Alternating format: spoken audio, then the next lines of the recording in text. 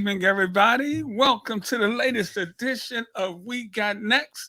I'm Rickey Hampton with my great friend, Milwaukee Bucks legend, Paul Mokeski, rolling in his Jayhawks cap tonight. March Madness, baby.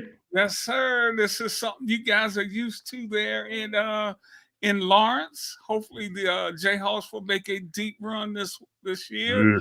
Yeah. But we want to welcome all our new friends from Sportsfluent and all the streaming networks around. And we really want you to check us out at Chilltown Hoops on YouTube. That's Chilltown Hoops on YouTube. And subscribe to the show. They're doing a lot of great things over there. If you subscribe, you could be up and eligible perhaps to win some prizes that we're going to be giving away at Chilltown Hoops with our friends from Sportsfluent. But Mo, it's good to see you, number one, brother, and hope everything's going well. And I know this is a fun time of year for you, being the basketball fan that you are. Never mind the fact that you played the game and coached the game. You are a fan of basketball also.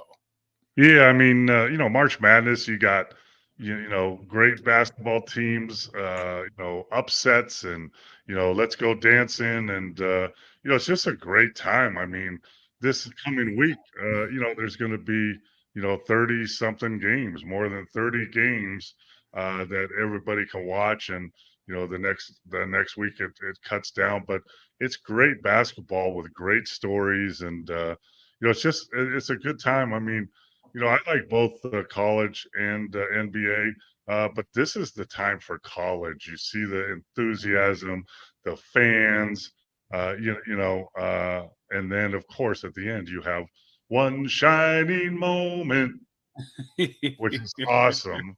So, Yeah. it's a great time for basketball. Yeah, we got the men's and women's tournaments kicking off. We're going to kind of focus in on the men tonight, but we will touch on the women as that tournament progresses over the course of the weeks. What's up, Steve? Checking in. What's on my cap? The Lake Michigan College Redhawks. That's the team my son Rickey Hampton Jr. coaches over in Benton Harbor, Michigan. Go Red Hawks.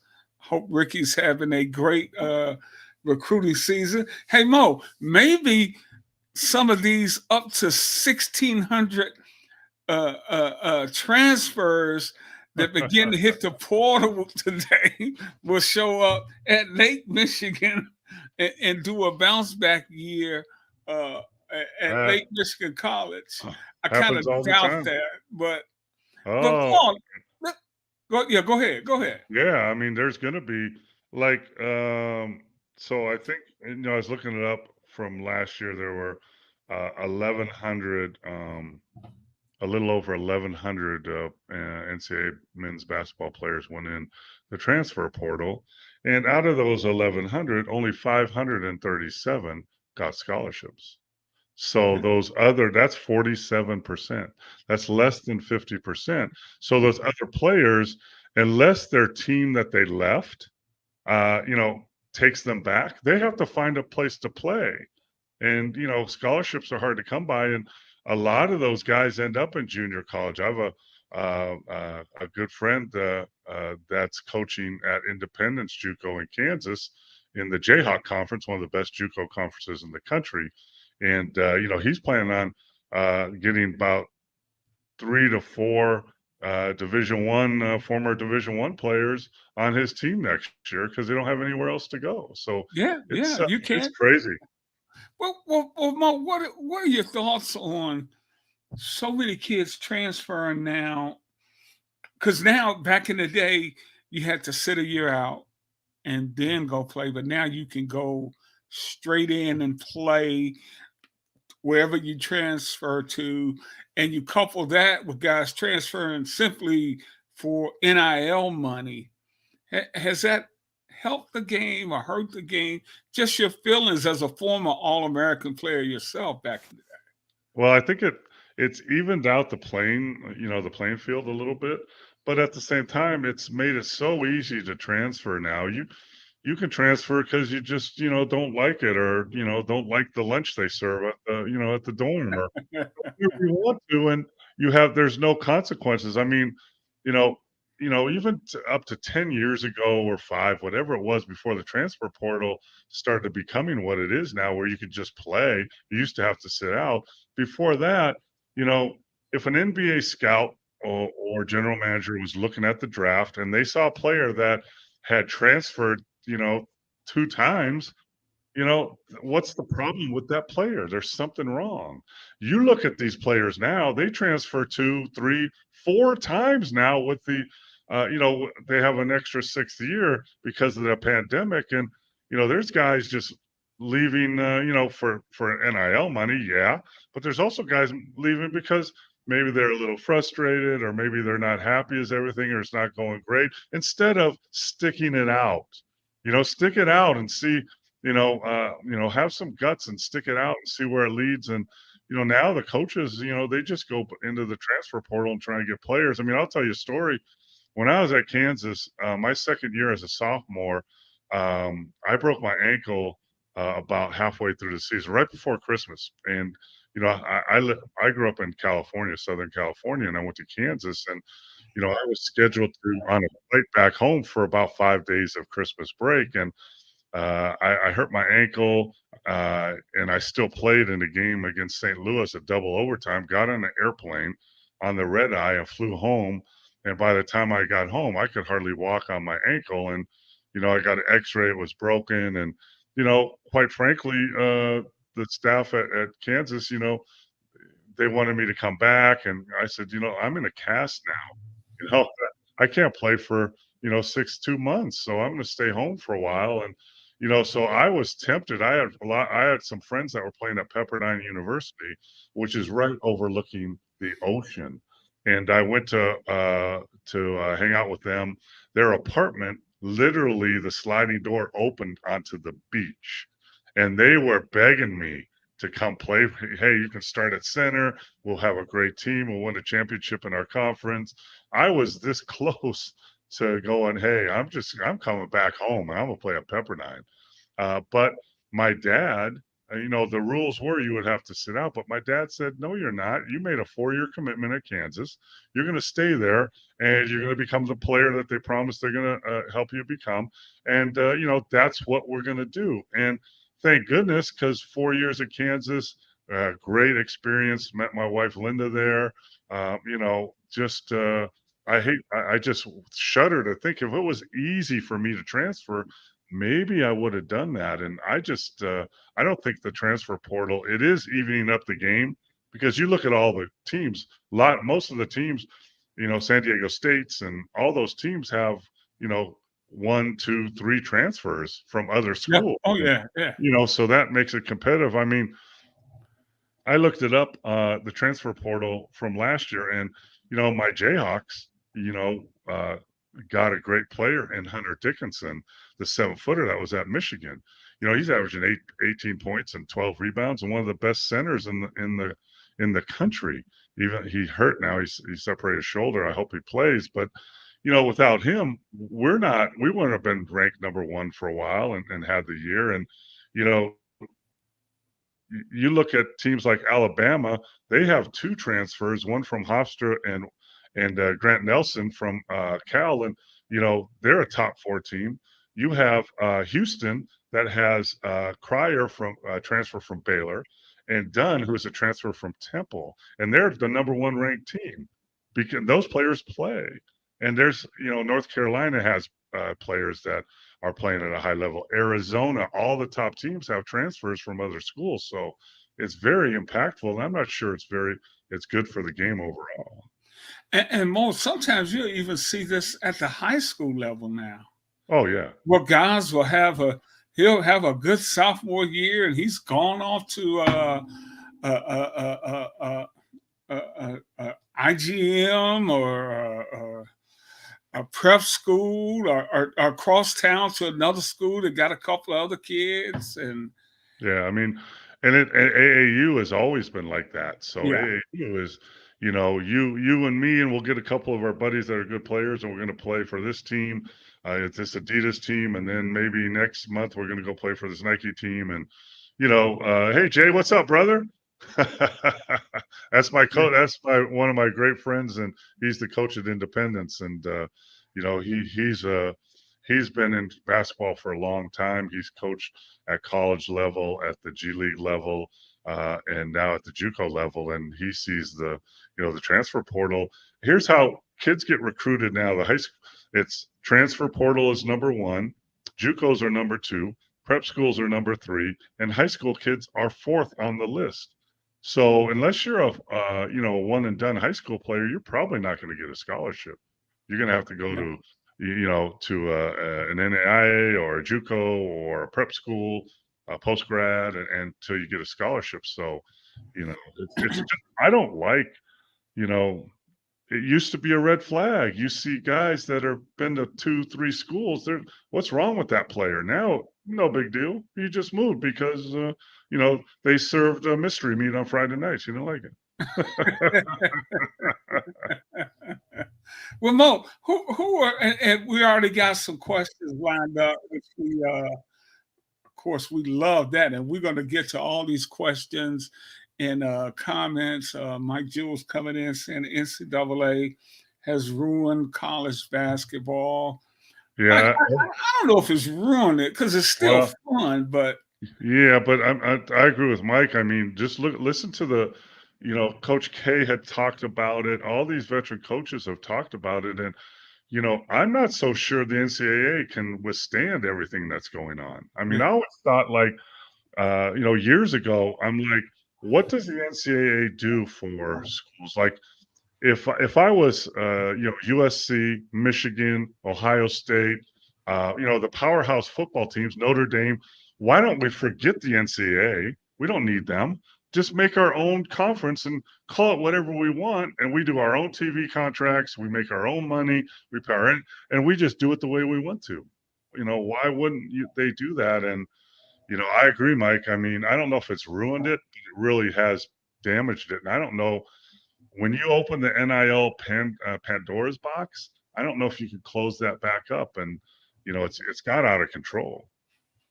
yeah. Nick Saban kind of addressed that recently. Uh, he didn't exactly say he retired because of NIL, but some of the things we just talked about on the football side of it, the transfers, the recruiting, the hiring of coaches, guys wanting to go here and come back and all that. At 72 years old, you know, it became a lot more than just teaching the game of You know, football and getting you know, teams ready to play. you know what he said was the straw that broke the camel's back. What I saw him say on a news press conference.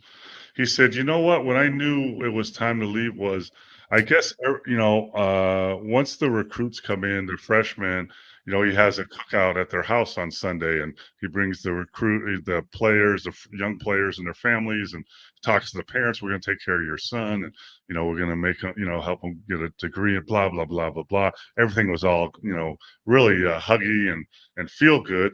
And he said this year or last year, whenever it was, after that event, his wife walked up to him and said, "Why are we doing this?" And he goes, "What do you mean?" And she said, "Well, when we used to do this, all the parents and all the players were so thankful that we're taking care of their kids and we're doing things the right way. Now, all they ask us is, how much money can you get me? It's all about the money." And that Yeah, lost their heart into the whole thing. yeah, and let's not feel sorry for Nick because he made a ton of money coaching. No, absolutely, and Yeah, the players should get paid, and I think they're getting paid too much. But the bottom line is, shouldn't you play for Kansas or Alabama or UCLA and help that team win a championship, or do you just play for yourself and the money you can make? yeah. Yeah, and the love of the game. And speaking of, there were several big time programs that decided, hey, we didn't have a good enough year to make the 64, the field of 64, but we're not going to play in the NIT. St. John's turned down the NIT. Pittsburgh turned down the NIT. Memphis turned down the NIT. So did Ole Miss, Indiana, and Oklahoma. And former Indiana coach Tom Crean was really critical of those programs for turning down that opportunity to play. He was saying, man, anytime you get a chance to play, some of these kids, it'll be the last time they get to play college basketball. And here's a time where you can develop your program for next year. You got plenty of time to recruit. You got plenty of time to do all those things.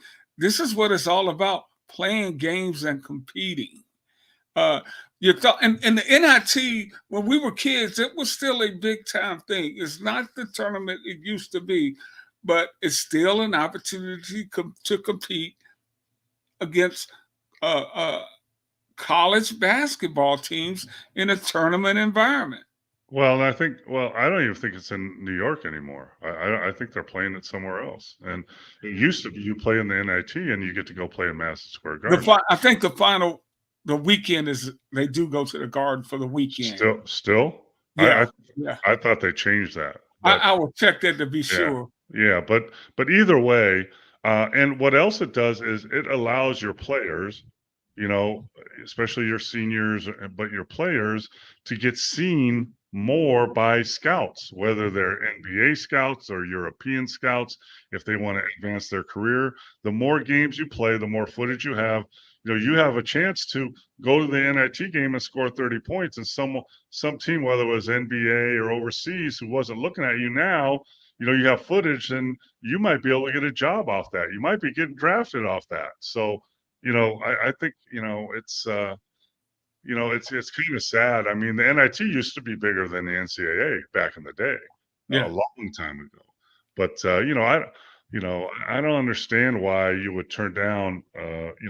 Don't we talk about team and family, and you see them in the locker room, and they're all celebrating, and we're all happy. So don't we want to extend that another week or two? I guess not. I guess not. And Mo, you were absolutely right about that. The finals this year will be held in Indianapolis at Hinkle Fieldhouse, which has a lot of tradition in terms of Indiana basketball. So you're right. The Final Four. Yeah. It's not Madison Square Garden in New York. No. Yeah. Come on. The Mecca. Come on. I mean, that was one of the draws of the NIT. If you make it to the finals, you get to go there. That was one of the draws, and now they don't even have that. So whose decision was it to do that? I don't know, but it is. But mostly, isn't it the players that vote? No. Okay.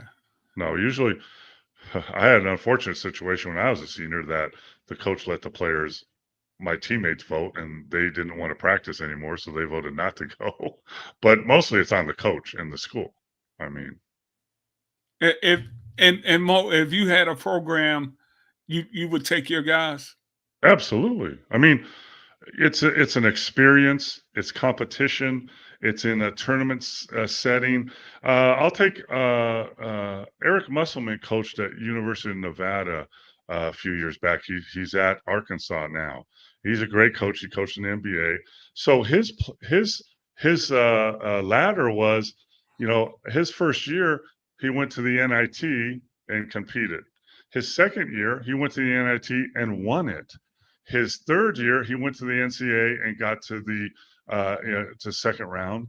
And then his fourth year there, they went to the NCAA and got to the Elite Eight. It's a progression, and your players learn how to be in competition. So, that I would definitely, it's experience, and you can make it as interesting and fun as you want, Yeah. Wood age 84, the NIT was bigger than the NC tournament until the Kentucky dynasties of the 50s, and then it flipped. That's a good point. Wisdom War, competing went from being mandatory now to it's optional. Wisdom, that's some good wisdom right there. I'm kind of with you. We appreciate your questions and comments. And don't forget to check us out and subscribe to our show at Chilltown Hoops on YouTube.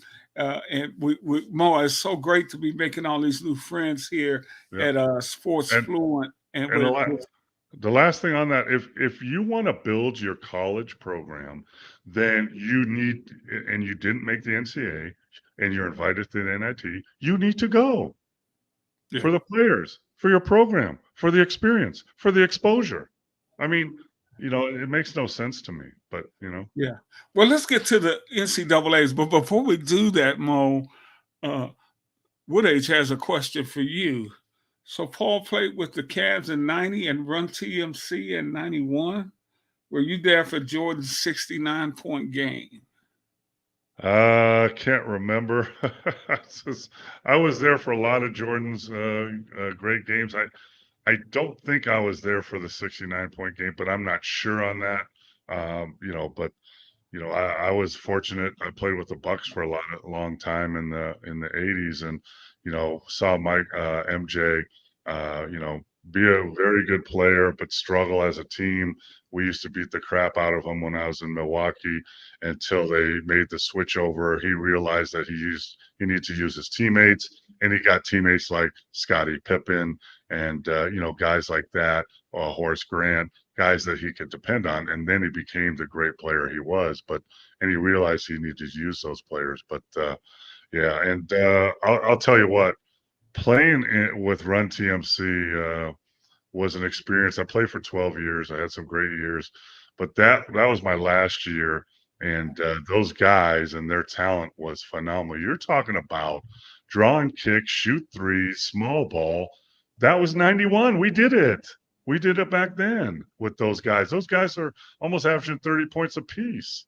And, it was just, and they were fun to play with and share the ball and enjoyed passing it. And, what a great group. And, those guys are overlooked by a lot of people. Tim Hardaway actually was one of the main players that started the crossover. He was Mr. Crossover, and Mully was just unbelievable scorer. Mitch was, he was the microwave before Vinnie Johnson was the microwave. Mitch Richmond was. So, yeah, those are some great times. And you had a great coach, Don Nelson, that would let those guys go too, right, Mo? Yeah, Nelly I played for Nelly for 4 years in Milwaukee, and then he retired. Then he came out of retirement, became the GM of Warriors. Then he became the coach, and I got back in '91, and he's a coach that thought outside the box. He thought small ball. He put a 6-foot player on Manute Bol 7'7" to guard him because he knew if the Washington Bullets back then had Rick Mahorn and they had Jeff Ruland. Jeff Ruland was a scoring machine, and they had Malone, and those guys. If we could put a 6-foot guy on Manute Bol, and they're going to go to the post, and he's going to try and score, I'll take that all day over letting those other guys score. That's how he thought. Yeah, yeah. Hey, speaking of when you guys played Michael early in his career, so your scouting report, because you guys knew you had the better team, we're just gonna let Mike do whatever he does, and we're just gonna go win the game. No, not really. I mean, back then Michael wasn't a very good outside shooter. He didn't really post up, because they weren't playing the triangle yet, till Phil came. And, so, we had Sidney Moncrief, we had Paul Pressey, we had guys that could guard him, and, we play off him a little bit, hope he takes a jump shot. If he goes to the basket, push him left, stuff like that. Okay. We're gonna get to the NCAA's. We got some good NBA stuff going on here. Steve, for Paul, the Mecca floor in Milwaukee, did you slip a lot because of the Admirals hockey? No, that floor, if you look at the floor was, when they had the in-season tournament this year in the NBA, they had those funky floors. Yeah, The Mecca floor was the first funky floor. Go back and look at that. But no, they did a great job, and it wasn't slippery at all, really. Yeah. Mo, as you look, Most arenas back then had ice underneath them, by the way. yeah, yeah. Hey, Paul, as you look at the tournament, and you start putting your bracket together, are there any teams that you like uh, in terms of maybe a surprise team? I mean, if you look at the top 15 teams in the tournament, right? I don't think it would shock anybody if, so you're looking at, of course, UConn. Then you have Auburn, which I like, by the way. You have North Carolina. You got Tennessee, Kentucky, Marquette, Houston, Duke, North Carolina State. You know, all those teams and more have a potential of going on a run and winning this thing. Unlike, a lot of times, in a lot of years in the past, there's maybe 5 or 6 teams that could win it. I'm not saying they're going to win it, but they have, you wouldn't be shocked if they won it. But, I like Auburn. I like Illinois. Um, I like Tennessee. If Kansas was healthy, I would like them because they struggled late, but they've been hurt, and I don't even know if those two guys are going to play. Um, and Kentucky is back to where they used to be, young, talented, and kind of wild. So if they can go on a run, or they can lose to a more veteran, experienced team. So anything can happen with them. But and Houston, that's been there consistent. And Kelvin Sampson, I met him when he was an assistant coach with the Houston Rockets, but he's been a long time college coach. He's one of the best coaches out there. People don't understand that. And there's some great coaches. Bill Self's a great coach. There's other great coaches, but he's got a combination coaching philosophy of NBA and college. Very creative on offense, and he's recruited and got guys that play hard. They're athletic and they're competitive. So that's a great combination to have. And Mo, all these great college coaches, and when their programs are consistently strong over the years, but a lot of these guys, when they try to make that transition to the NBA, it has not worked well. John Beeline here had great programs at Michigan. Rick Pitino had great programs. They go to the NBA and it just, Calipari yeah, Calipari, it just doesn't work out. Jerry Tarkanian, lasted about a month. yeah. What's that? What's that jump? Is it the X and O's or? It's both. X and O's at the NBA level is, in my opinion, far more complicated and integral than it is in college, and a lot before, maybe a little bit now, but before, like the North Carolinas that ran their system, and that they're not going to adjust to what the other team does. We're going to do what we do. John Wooden did that at UCLA. We're going to play our game. You can't do that in the NBA. There's too much talent. There's too much versatility. So you have to be more adaptable. X and O wise, you have to.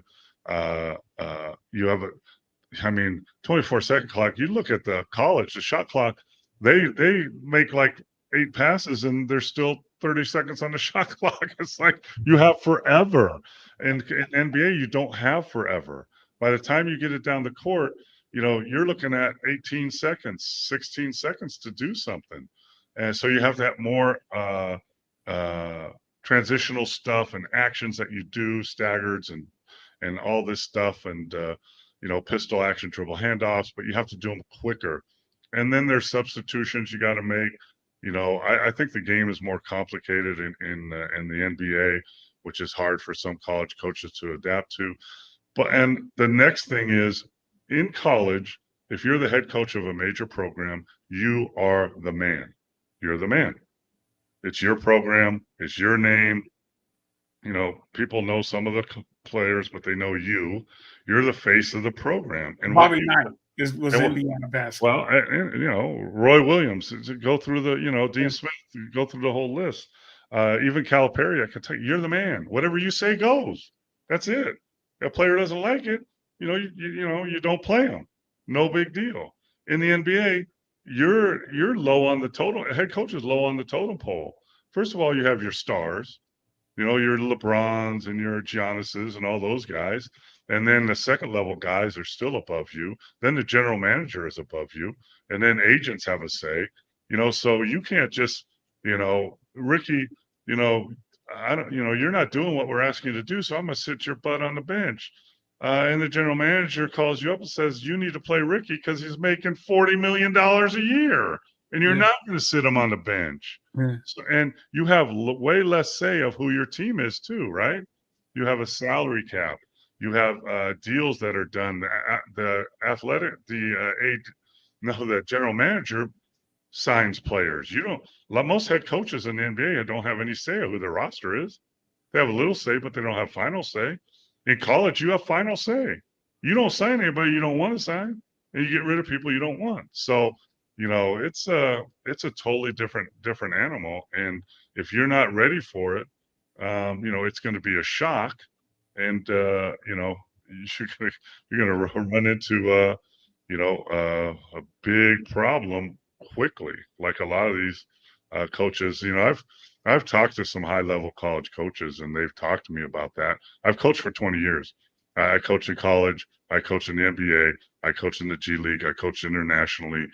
So they asked me, teams are talking to me. What do you do? I said, Coach, you have a 5-year deal. I would never leave. You run your own program. Yeah, but we got to get players that get grades and they're one and done. And yeah, those are problems. But if you want to go about agents running and general managers and egos, man, in the NBA, it's crazy. So, I, Hey, you know, hey, hey, and in the NBA, if you have 1.5 bad years, you get fired. yeah, yeah, If you have a good year in college, every third or fourth year, you get a 5-year extension. There you yeah, go. There's yeah. your answer. Hey, Mo, Steve Nash, Hall of Fame point guard, comes in to coach the Brooklyn Nets, and Kyrie said, "We don't even need a coach." And guess who's going to win? Even the best coaches in the NBA are making 5-8 million. Okay, great. Their players are making, one guy's making 50, another guy's making 40 million, another guy's making 30 million, three guys are making 10 million. Guess who's got the biggest voice on that team? Yeah, yeah.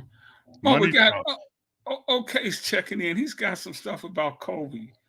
Uh, these are what Kobe Bryant shot in his 7 final appearances. How can people have him as a top 3, especially when he was the best on only 2 title teams? I mean, Everything is relative, isn't it? I mean, relative. Kobe was a great player, rest his soul, but you know, and when people talk about the goat conversation, which I don't think you can really say the goat, but if you're going to talk about that, in my opinion, titles should go out the window. It doesn't matter. It has a little bit of say, but you can be a great player on a terrible team and never win a title. Or you could be a really good player on a very good team and win a lot of titles. So if you're talking about individual playing people that are the GOAT, individuals, then you need to look at individual numbers and individual stats, because you know I could be a great player and play on a crappy team and I can't win a title. That's yeah, why players move around a lot. So if you look at individual numbers, Will Chamberlain's the GOAT. It's not even a question. I don't care who he played against. He played against Russell more than anybody who's one of the best centers ever to play. But Kobe was just a unique player, much like Michael Jordan, who could score outside and inside, high basketball IQ, and was an impactful player. But You know, Yeah. Okay. Says, well, let's do relative then. Kobe played with Stat. Shaq still shot poorly. He couldn't stay away from bad shots, which knocks him out of the top 10. Okay, he's a top 20 player all time. That's still tremendous. yeah, it's all relative. I mean, I mean, he had a tremendous career. Okay, if you don't think he's a top 10 player, I get that. I mean, look at like, let's go. If you want, let's go. Okay, in when I played in the '80s, right? You got Magic, you got Bird, you got Michael Jordan. That's three, right? You got Karl Malone, you got John Stockton, you got Dominique Wilkins. There's three more. You got Kevin McHale, you got Patrick Ewing. I mean, that's like eight guys right there, right? And that's only scratching the surface. So, I mean, Yeah, yeah.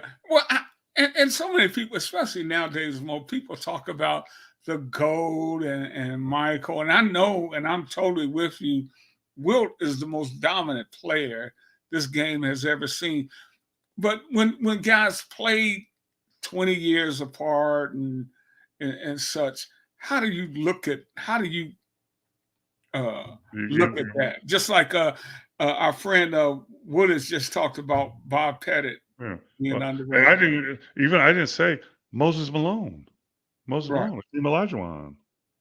Yeah, but I mean, you can't. That's why you can't really compare. I mean, you can kind of if you want to, but I mean, it's just a very difficult conversation. But you know, if you talk about Wilt as a physical specimen, individual player, and the numbers he put up, I mean, he's top five scorer in the history of the game. He only played 13 years, Yeah.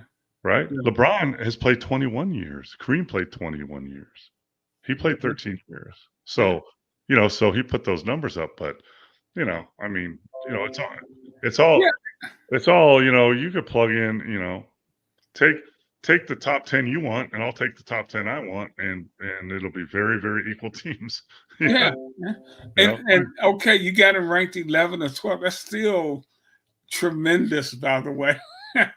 Who's that? Yeah. Got who He's ranked? got Kobe ranked 11 or Yeah. 12 all time. That's still, people don't even talk about Dr. J anymore. They talked about Yeah.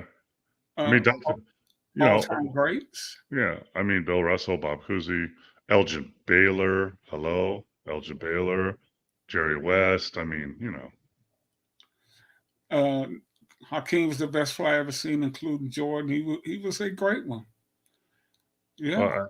yeah, but Hakeem wasn't better than Larry Bird, and he wasn't better than Magic Johnson. So yeah, I put him in that category for sure. I mean, Yeah. These are all top 75 Hall of Fame players. Wilt once had 55 rebounds against Bill Russell. You're absolutely right, Steve. And so, if he had 55 against Russ, how many of those are offensive? 20? yeah, I mean, Against one of the best defenders the game has ever seen. That tells you everything you want to know about Russ. But and we really appreciate these questions. But we still want to kind of hit on this March Madness on this board a little bit, Mo. Your number one seeds, North Carolina in the West, Purdue's in the Midwest, UConn and Houston are the one seeds. UConn is in the East, Houston's in the South.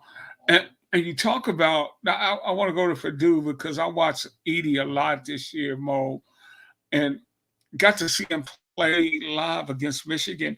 And you talk about the simplicity, not that it's simple, the college game, the coaching, they run the same, Purdue runs the same set for Edie every time. He'll catch it at the high post. He's a good passer. If he sees a cutter, he'll drop it off. If he doesn't have anything, he'll throw it back to the guard, and he goes down and posts up, and they throw it to him, and he shoots a little hook. He shoots nothing outside of 3 feet. except free throws. Except free throws. Yeah. And Mo, I'm looking at that. I'm like, it's the same damn play every time. Yeah, but I mean, plays don't do anything. Players do. I mean, if you execute a play, there's no way to stop it if you have good players and they execute it. And Yeah. they also run the old pick the picker, cross pick for him into the post, and they pin down for the guy that cross picked who pops out. If they get it in the post, great. If not, they swing it through that guy to the other side, and he comes to the other side. But yeah, I mean, they're getting to the point. But I mean, there's a guy that's 7'4". He's averaging 24 points, 12 rebounds, and 2 assists a game.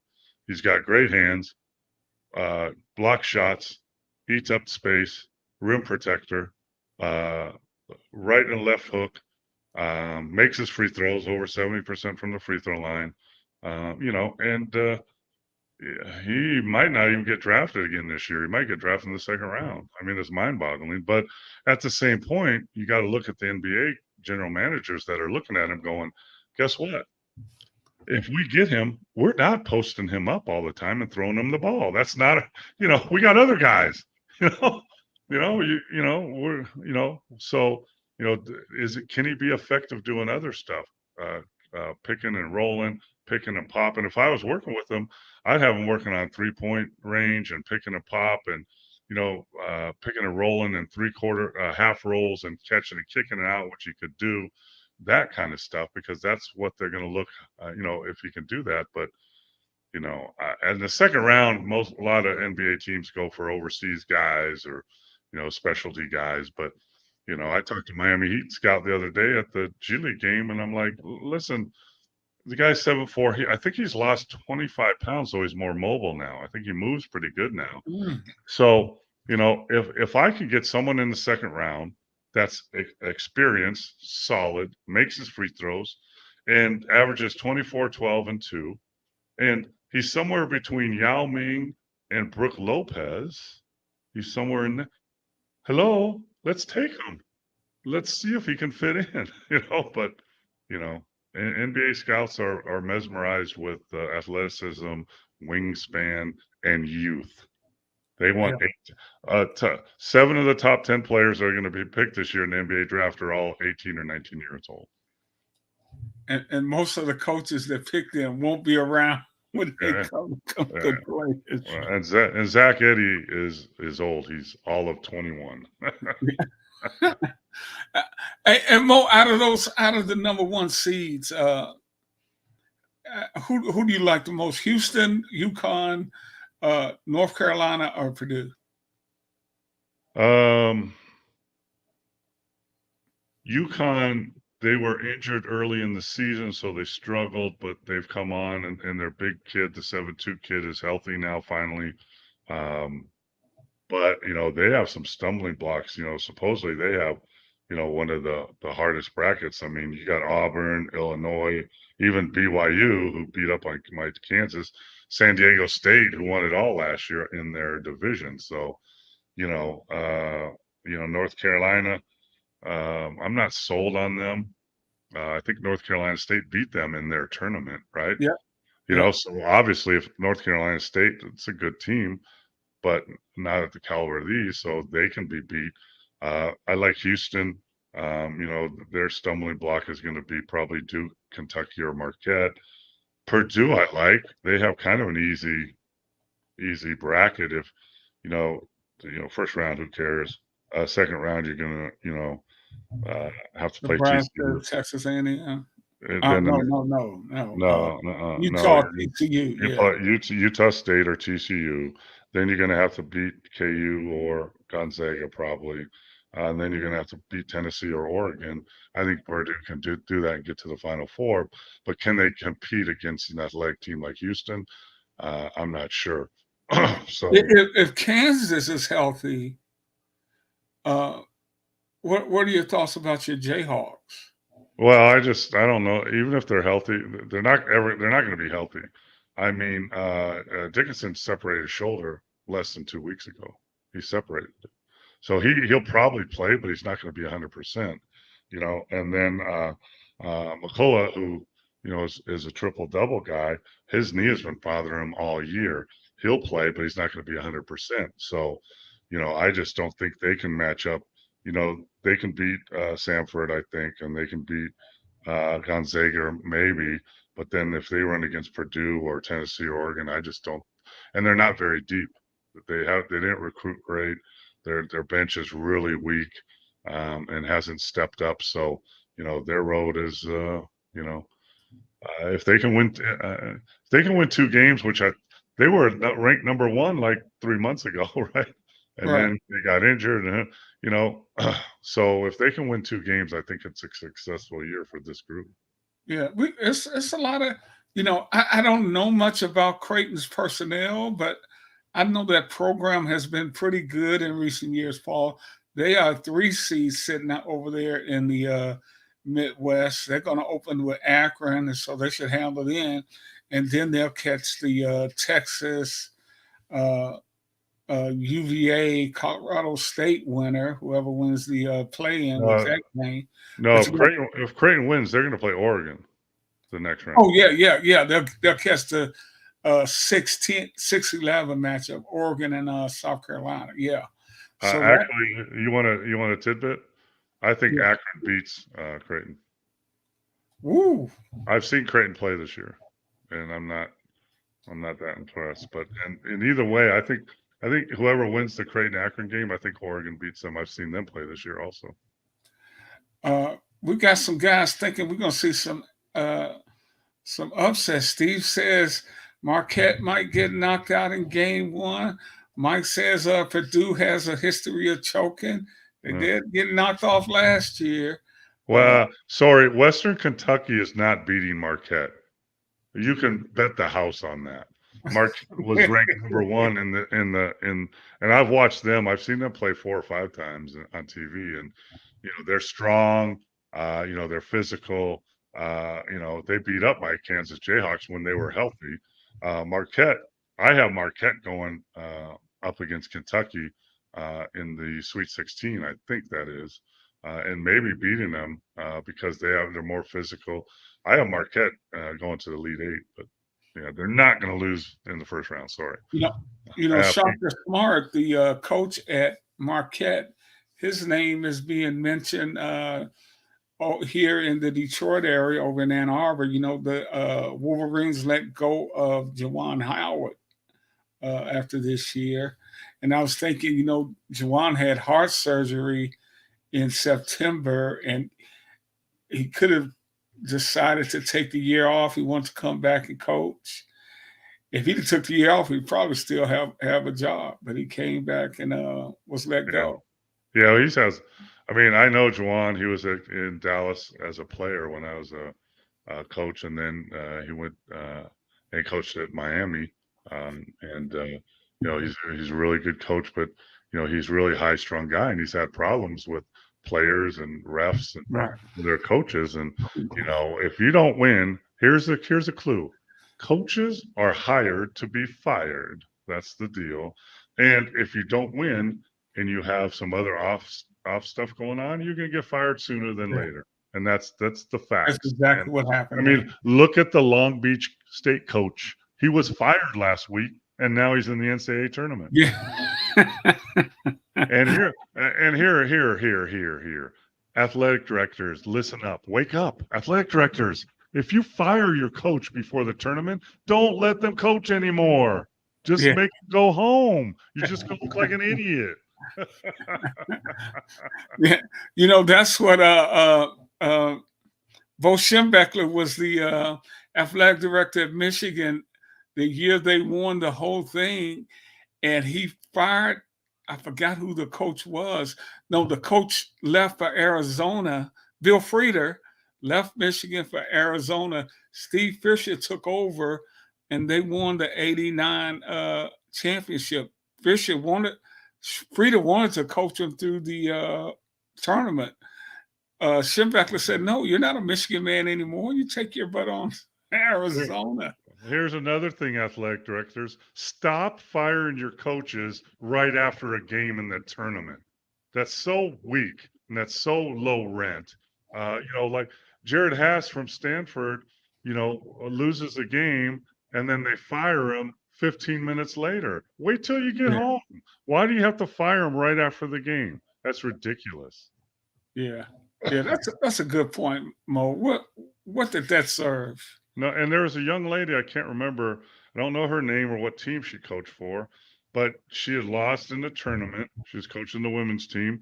And then at the press conference, one of the reporters, like Ricky, asked her, "So what are your thoughts about rebuilding for next year?" And she said, "I won't be rebuilding this program. I just talked to the athletic director and they're going in a different direction. And that will be my last question. Goodbye." Yeah. My goodness, man. Oh my goodness. That's what a way to end it right there. Hey Mo, we're gonna be getting it. We're gonna continue to follow the NCAA tournament action. It's gonna be fun. We're gonna get into the ladies side too and talk a little bit about them. It's gonna be fun to see how Caitlin Clark, if she could take the Lady Hawkeyes on a run throughout the tournament. You know, South Carolina is going to be tough to beat LSU. with that program there. But I want to touch on the NBA a little bit, which is what we love to talk about here as they head towards their postseason. Hey Mo, you know, eh, New Orleans really embarrassed themselves, in my opinion, in the in-season tournament, letting the Lakers run all over them to win their championship. But they have put together a nice season. They're 41-26. They're currently in the fifth spot in the West, a game behind the Clippers for the sixth spot. And we've been calling it the Wild Wild West all year. Oklahoma City sitting up top with Denver a game behind, and Minnesota, Denver a half game, and Minnesota a full game. Talk to me about New Orleans, and do you trust them in the playoffs? No. Next. No, they looked horrible. Zion looked bad, looked out of shape, looked heavy as hell. I saw him here in Vegas. And then for some reason, whatever, something clicked and he got himself together. And he's playing phenomenal now and they're relying on him. They got a lot of role players on that team and making a nice run. And the Clippers are I'm surprised that they're dropping instead of going up because they have talent to win it all this year. But 4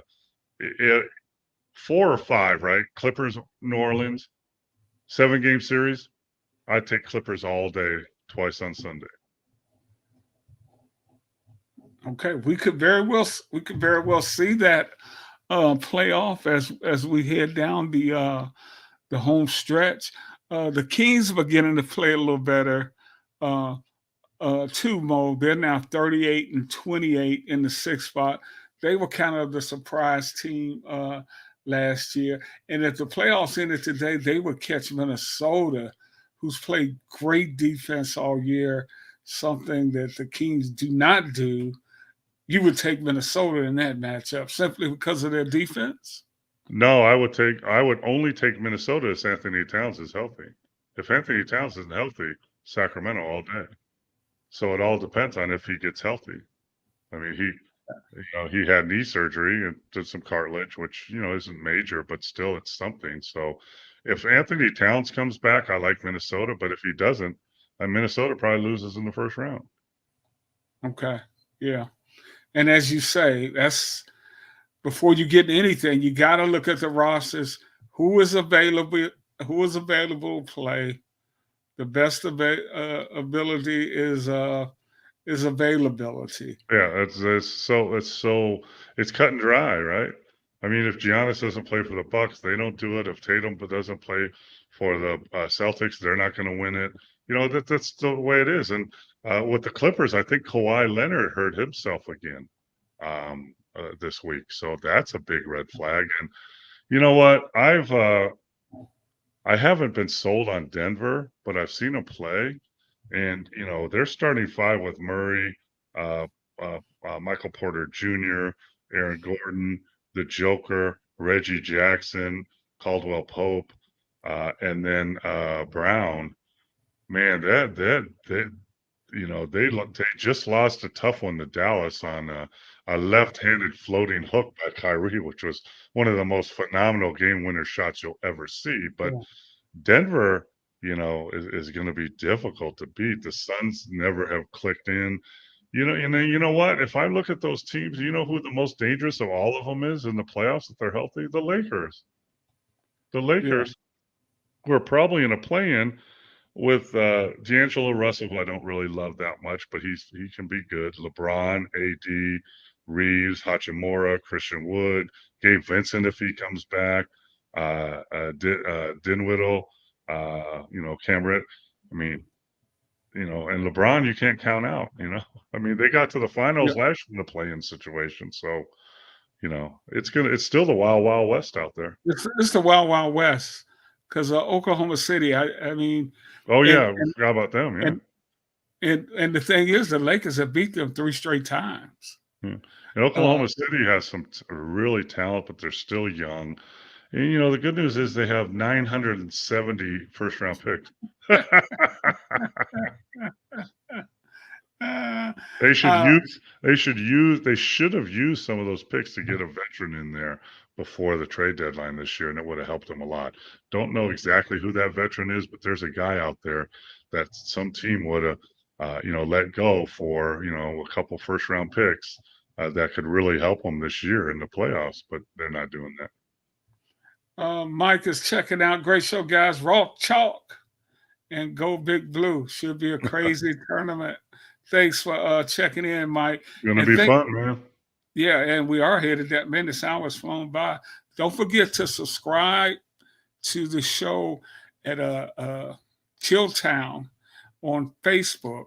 And Uh, share the word. Share with your friends. And we answer questions. We talk basketball, college, pro, old school, new school.